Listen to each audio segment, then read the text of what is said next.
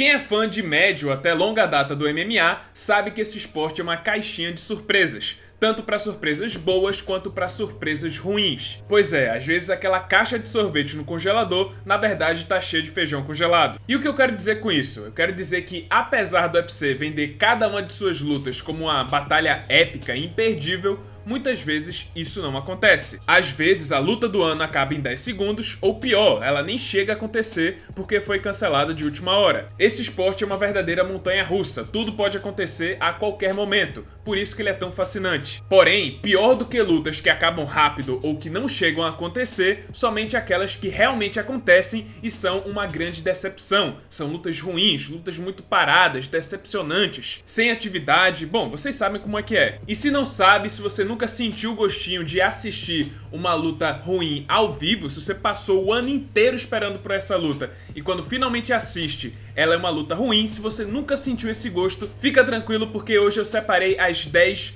piores e mais decepcionantes lutas da história do UFC. Número 10. Rampage Jackson contra Rashad Evans. Rivalidade das antigas entre dois ex-campeões dos meio pesados. A rivalidade nasceu em 2009, a partir da participação dos dois na 10ª temporada do TUF, do The Ultimate Fighter. Essa temporada, inclusive, que revelou nomes conhecidos, como Roy Nelson e Brandon Schaub. Até o Kimbo Slice participou dessa edição. Mas o que roubou a cena, sem dúvidas, foi a rivalidade entre Rashad Evans e Rampage Jackson. Todo o trash talk entre os dois, as provocações, e sabendo que os dois se enfrentariam no final da temporada, os fãs estavam ansiosos para ver o desfecho dessa rivalidade dentro do octógono. E a luta finalmente ocorreu em maio de 2010, porém não vingou. Grande parte do combate foi marcado pela dominância de Evans, que passou a luta inteira buscando o clinch e a luta agarrada no solo.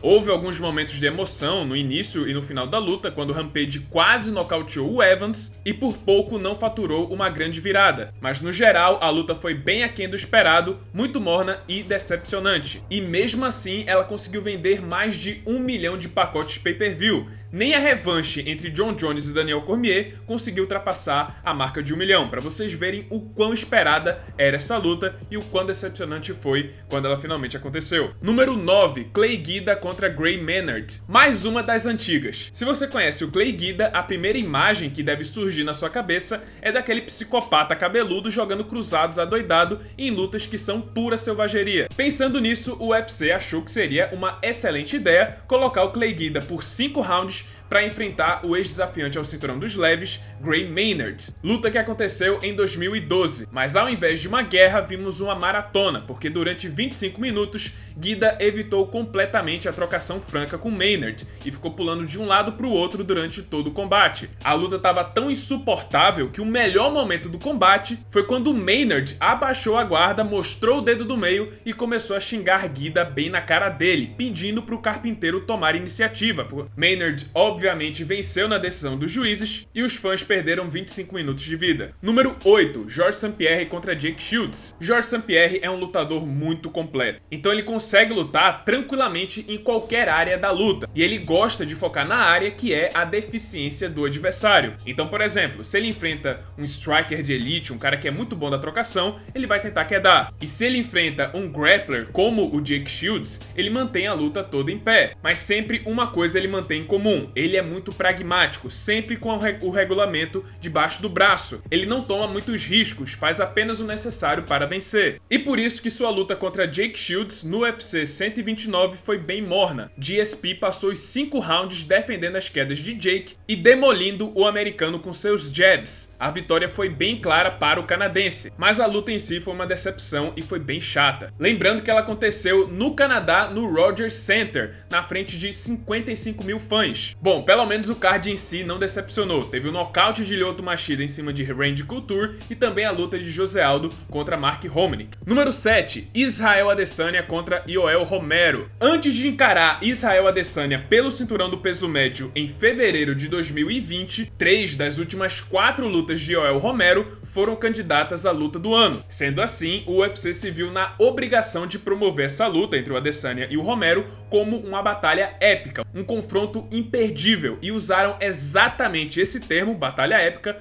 no material promocional do evento. O problema é que Israel Adesanya, um contragolpeador, só se solta quando o adversário toma a iniciativa. Ele não vai pra cima, ele espera o cara vir até ele. E se não for o caso, ele simplesmente não vai ficar esperando até o cara fazer alguma coisa. E o problema é que o Romero também tava com essa postura, também tava querendo que o Adesanya tomasse a iniciativa. E como ninguém queria dar o braço a torcer, vimos 25 minutos de uma luta extremamente chata e decepcionante. A Adesanya levou a vitória basicamente porque tocou mais, com seus chutes baixos e golpes à distância. A maioria dos fãs culpam o nigeriano por essa grande decepção, mas eu particularmente coloco a culpa na conta do Romero. Afinal, o Adesanya já era o campeão. Quem tinha que tomar mais atitude para vencer e tomar o cinturão do adversário é o desafiante, e o Romero não teve essa postura. Número 6. Anderson Silva contra Thales Leites. Assim como Adesanya, Anderson Silva também é um contragolpeador e também já teve lutas extremamente chatas que podem ser usadas para curar a insônia. Mas para mim, sem dúvidas, a pior luta, a luta mais chata da carreira do Spider,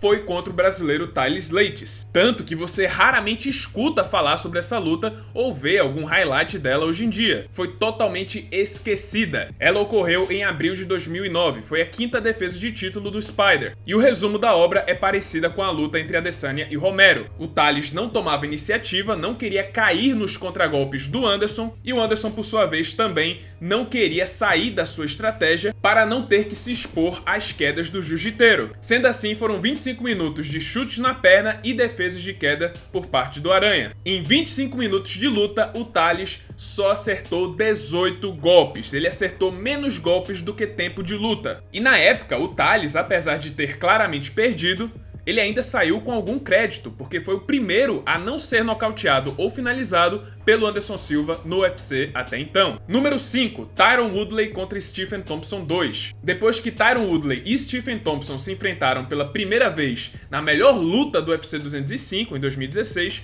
muita gente ficou animada com a revanche, e ela tinha que acontecer. Afinal, o primeiro confronto terminou em empate, e a revanche aconteceu no início de 2017, e foi uma completa decepção, uma das piores disputas de cinturão de toda a história do UFC. Foram basicamente 25 minutos dos dois circulando de um lado pro outro, sem emoção alguma. E o pior de tudo, eu achei que a luta foi garfada. Na época, eu lembro que eu vi vitória clara do Stephen Thompson, e acredito que o Dana White também viu, porque ele tava com a camisa de campeão do Thompson antes do anúncio do resultado. Mas quem venceu por decisão e recebeu todo o ódio, toda a carga de vaias da torcida foi o Tyron Woodley, que fez jus mais uma vez ao título de campeão mais insuportável do UFC. Número 4. Lyoto Machida contra Phil Davis. Acho que até esse ponto do vídeo vocês perceberam que quando dois contragolpeadores se encontram, existe uma enorme chance da luta ser insuportável, porque nenhum dos dois vai querer sair do seu jogo. Os dois vão esperar o outro atacar para poder soltar a sua estratégia. E na carreira do Lyoto Machida, ora ele dava um show de karatê quando conseguia soltar seu jogo, e na outra ele colocava a plateia para dormir com uma luta bem chata e parada, justamente porque o adversário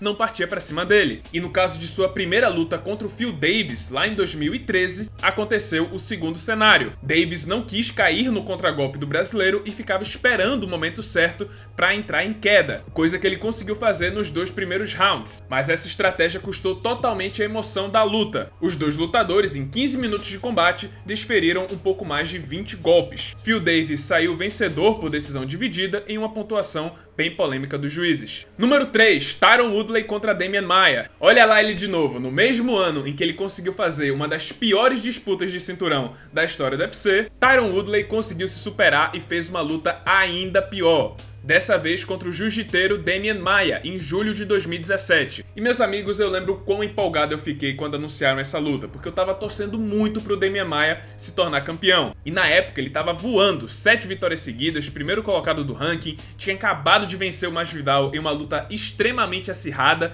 onde eu torci por ele como se fosse uma final de Copa. E quando finalmente ele disputou o cinturão contra o Tyron Woodley, a gente viu o problema de ser um lutador totalmente unidimensional, o cavalo de um truque só. O Demian só tinha um plano para essa luta, não tinha plano B, C ou D, era só plano A. tentar quedar e finalizar o Woodley. E sabendo disso, o Woodley passou 25 minutos se preocupando com apenas uma coisa: defender queda. E a luta se resume a isso, é basicamente isso: 25 minutos do Damian tentando quedar o Woodley e falhando. E vez ou outra o Woodley soltava um direto ou um chute baixo. Bom, e foi com isso que ele conseguiu a vitória por decisão unânime. Luta bem decepcionante que deixa bem claro que para ser um campeão do UFC, o cara não pode ser limitado, não pode ter só um plano A, ele precisa ter um plano B, C ou D. Tanto que o jiu-jiteiro Charles do Bronx só se tornou campeão do UFC quando evoluiu na trocação e se tornou um lutador completo. Número 2. Rose Namajunas contra Carla Esparza 2. Apesar da segunda colocação, essa luta foi sem dúvidas